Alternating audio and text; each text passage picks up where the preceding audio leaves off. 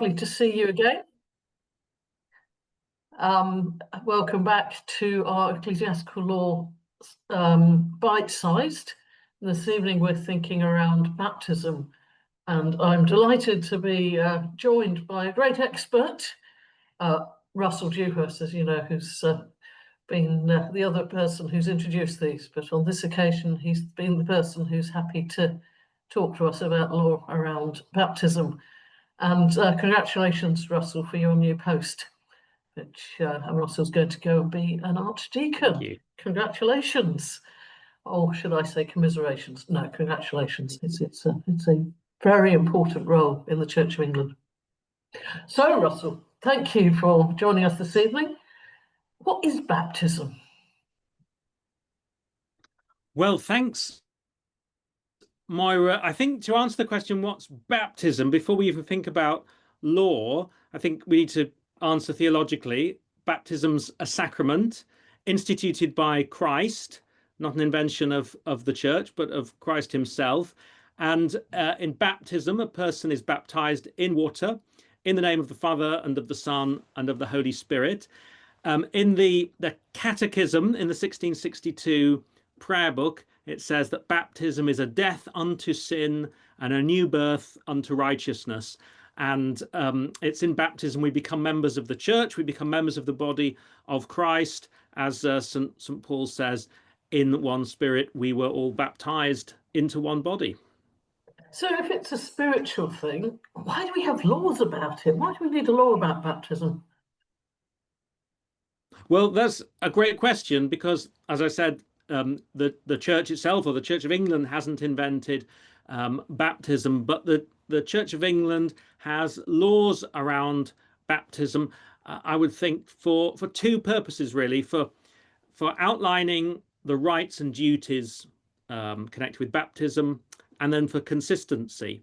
So to go into that with a bit more detail, rights and duties, parents, if they live in England, where the Church of England is, parents have a right to be able to bring their children to baptism in the parish church and not be charged a fee. So that's a right. And then on the other hand, there are duties. So clergy have duties, for example, a duty to instruct the parents, to keep proper registers. If priests are informed that an infant is in danger of death in their cure, then they have a duty to go and baptize if asked to without delay. So there are rights and duties, and that's one of the things that the law, I think, clarifies. And then there's the question of consistency, because we want to be sure that baptism can be recognized right across the Church of England and Anglican churches, but also ecumenically. One of the great things about baptism is that it's recognized ecumenically by all the major Christian churches. So while each church, each individual parish might have its own policies about some things, for example, what baptism preparation looks like in a particular context, that consistency means that individual parishes can't say, for example, we don't do infant baptism here, or we don't use the words Father, Son, and Holy Spirit. That the law, the church makes sure that consistency is in place. So I'm a parent of a child. I have a right to have my baptism, my child baptized. So can I just come along a Sunday morning, given I've heard that they do baptisms, and say, great, it's time to get them done? Well, not quite. That right for baptism has a few caveats. There has to be notice, normally of at least a week, it says in the canons. Of course, some churches will have a practice of when they do baptisms. Baptism can't be refused for children, but it can be delayed, not just because of that due notice provision, but also so that parents and godparents can be instructed. And if there's a dispute over this, then the matter can be referred to the bishop, who the canon says shall give directions. And a priest doesn't have, if you were coming in your example to a church not in the parish where you lived, bringing a baby, the priest doesn't have to baptize an infant in that situation from outside the parish or outside the electoral roll, But if they want to, they'd need to seek the goodwill of the minister of the parish where the parents reside.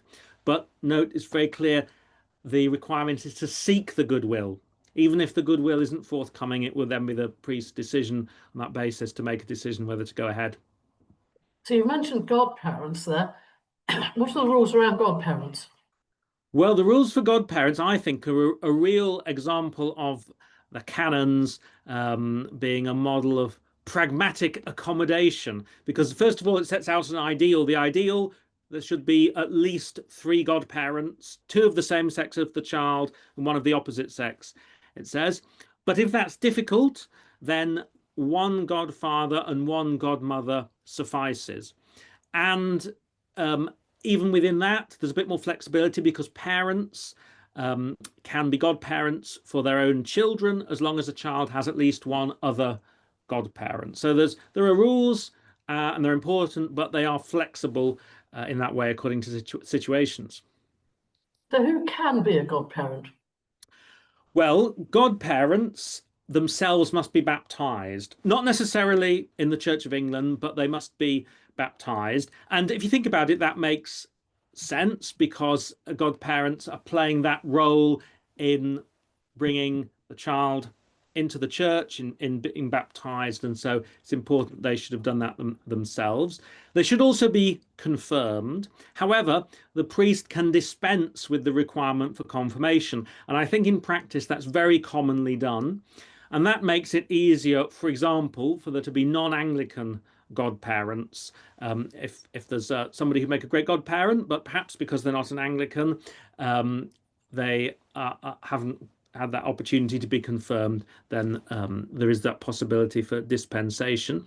But I've also found in my own ministry that these rules around godparents are a great missionary opportunity. If there are prospective godparents who aren't confirmed, or perhaps not even baptized, it's a good opportunity to tell them about your church's seeker courses, confirmation classes, and I found people are very ready to respond very often when they're thinking about becoming a godparent, or indeed if they've recently become parents. And so those conversations with the prospective godparents, I think, can be very positive ones about not that these are just requirements that you don't fulfill, but an invitation to explore this faith more deeply as part of becoming a baptism. So the godparents, they make promises on the child's behalf, and they also make promises on their own behalf about helping the child grow up in the Christian faith, taking his or her place in the life of and worship of the church, in due course, helping to bring the child to confirmation. I recently, a couple of months ago, did a Book of Common Prayer baptism, and the priest addresses the godparents very directly with some very direct, specific instructions in that service about what the child is to learn by heart, and so on. A little bit different from what most of us encounter more often in the modern common worship service. These days we're finding the people coming to church for the first time who haven't been baptized, their parents didn't get them done.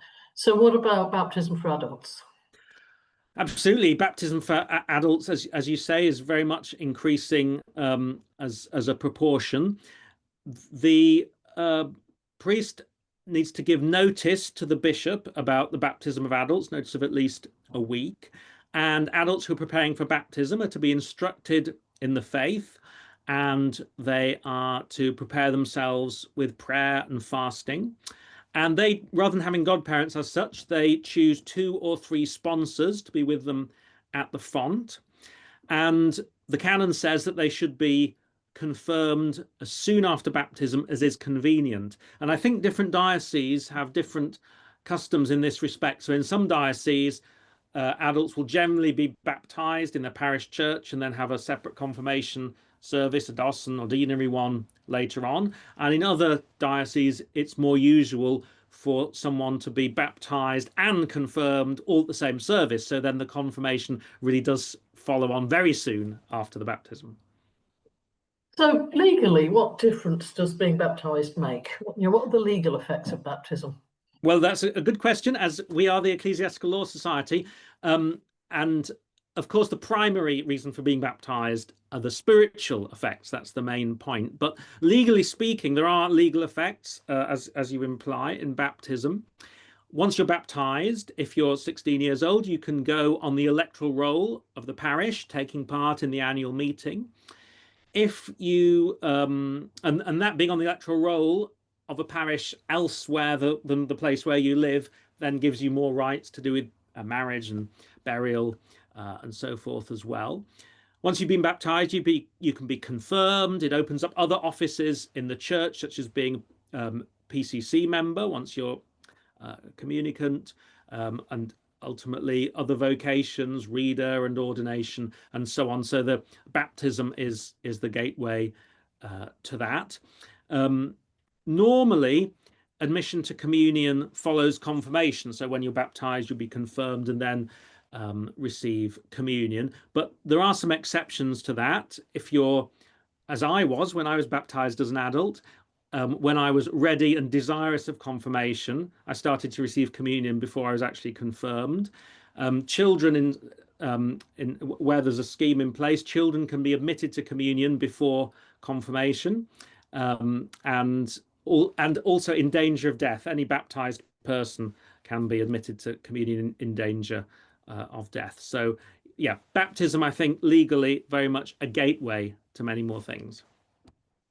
I expect there's lots more that we can't cover in this bite size. So where would we go to find out some more about this? Well, I think almost everything I've been talking about is covered in the canons, and very nicely the baptism canons are all grouped together. So it's in section B, canons B21 to B25, all about baptism, and they're very readable, easy to understand. So definitely something that clergy or others involved in baptism preparation ministry should look up on the Church of England website. But I also very much recommend on the C of E website the legal opinions about baptism. They're really, really useful. So sometimes there are questions, dubia, as they're called sometimes, about difficult questions about the law and baptism. And there are 6 or 7 of these. I've got a list here. And if you just Google Church of England legal opinions, you get to them. There are opinions about baptism, about change of name at baptism, consent of parent, presence of godparents at baptism. That's things like live streaming. I think that one's perhaps a little bit out of date, but it's good principles there. About godparents, removal and replacement, and then parental responsibility and same-sex couples. And I think that in particular, there's some really important legal issues, which I don't think we can go into now, but for those interested, reading the consent of parent and the parental responsibility ones bring up some really important issues where you think so often nowadays there are complex family situations where one parent's bringing a child for baptism and the priest hasn't spoken to the other parent. They all need really careful handling from the point of view of canon law, but also civil law, civil family law. And I would suggest anybody involved in baptism reads those legal opinions, and where these difficult cases arise, it really the occasion to consult with an archdeacon or a diocesan registrar. So that would be my piece of takeaway advice. Read those legal opinions.